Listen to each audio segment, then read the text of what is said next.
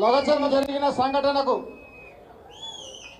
అమాయక రైతుల పైన నా పైన అక్రమమైన కేసులు తప్పుడు కేసులు పెట్టి మమ్మల్ని జైలుకు పంపించి 30 రోజుల తర్వాత న్యాయస్థానం గౌరవించి గత అరెస్ట్ అయిన రోజు నుంచి ఇప్పటి వరకు న్యాయవాదులందరూ కూడా బాగా కృషి చేసిన అదే కాకుండా నేను అరెస్ట్ అయిన నుంచి మొదలుకొని ఇప్పటి వరకు నా ఎంబడి ఉన్న గౌరవ శాసనసభ్యులకు మాజీ మంత్రివర్యులకు ఇక్కడ ఉన్న పెద్దలందరూ కూడా ప్రతి ఒక్కరికి ముఖ్యంగా కొడంగల్ నియోజకవర్గ కార్యకర్తలు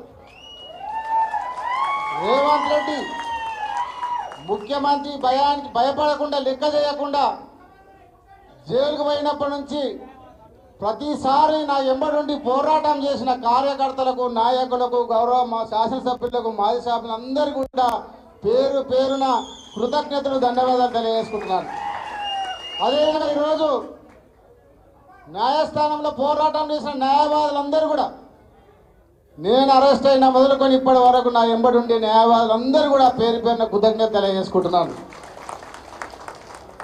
మాకంటే ఎక్కువ గుణంగా ఉన్న నాయకులకు అందరూ తెలుసు, ప్రజలకు తెలుసు, కార్యకర్తలకు తెలుసు అక్కడ ఏం జరిగింది అనేది మీకు తెలుసు.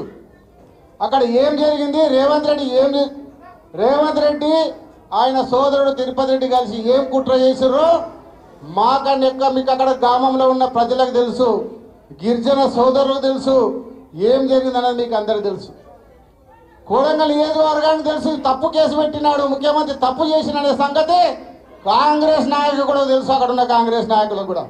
కాబట్టి మనం ఎప్పుడు తప్ప చేయలేం, న్యాయస్థానంలో ధర్మమే గెలుస్తుంది, తప్పకుండా మనం గెలుస్తామని చెప్పి మీ అందరూ కూడా తెలియజేసుకుంటున్నాను.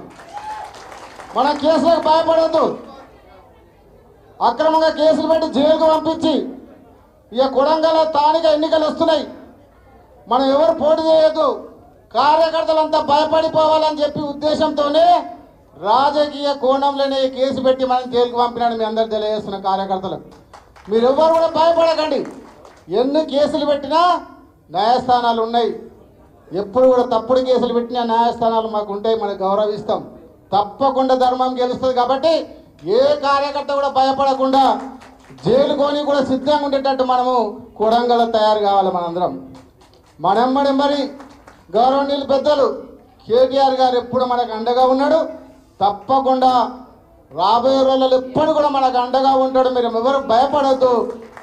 అదే కాకుండా ఈరోజు ఆయన ఇచ్చిన హామీలు, ప్రజలకి చెప్పిన మాటలు, మాయ మాటలు, మోసం మాటలు చెప్పి 6 గ్యారెంటీలు ఇచ్చినాడు. వాటన్ని అమలు చేయ చేతగాక ఈ ముఖ్యమంత్రికి దమ్ము ధైర్యం లేక హామీలు అమలు చేయ చేతగాక ప్రజల డైవర్ట్ చేయడానికి ఈ కేసు పెట్టిందని మీకు అందరూ కూడా తెలియజేసుకుంటున్నాను. ఈరోజు తప్పుడు కేసులు పెట్టినంత మాత్రాన రేవంత్ రెడ్డికి ఎవరు భయపడరు. నేను వచ్చేటప్పుడే జైలు అధికారులకు చెప్పిన, ఈ 4 సంవత్సరాలు రేవంత్ రెడ్డి ముఖ్యమంత్రి ఉన్నప్పుడు మళ్ళీ మీ జైలుకి ఎన్నిసార్లు వచ్చేదో తెలియదు సార్, నేను మళ్ళీ వచ్చే ప్రయత్నం అధికారులకు చెప్పే వచ్చిన 6 నెలలు జైలు పెట్టని, సంవత్సరం జైలు పెట్టని, రైతుల కోసం ప్రజల కోసం జైలు ఉంటా ఇంకా ఎన్ని కేసులు పెట్టినా రేవంత్ రెడ్డి భయపడే లేదు. పోయే కాలం దగ్గరికి వచ్చింది, రేవంత్ రెడ్డి పోయే కాలం చాలా తప్పకుండా దగ్గరలోనే ఉన్నది, ప్రజలందరూ గమనిస్తూ ఉన్నారు. పచ్చి అబద్ధాలు మాట్లాడతారు, ప్రభుత్వం మీద కుట్ర చేసినామంట, నీలాగా దొంగల్లాగా ఎమ్మెల్యేలు కొని దొంగలాగా అడ్డంగా దొరకలే. మేము 50 లక్షలతో అడ్డంగా దొరికి ఎమ్మెల్యేలు కొనబోయి దొరికి నువ్వు ప్రభుత్వం మీద కుట్ర చేసినావు. మేము ఎమ్మెల్యేలు కొననీక పోయినామా? రైతులం మేమందరం ఎమ్మెల్యేలు కొననీక పోయినామా? డబ్బులు ఇవ్వనీక పోయినామా? నీలాగా దొంగలాగా రైతుల కోసం పోరాటం చేసినాం. మన దెబ్బకే దిగొచ్చి ఈరోజు ఫార్మా క్యాన్సల్ చేసిండు కొడంగల్లో. ఫార్మా ఎందుకు క్యాన్సల్ చేసిండు?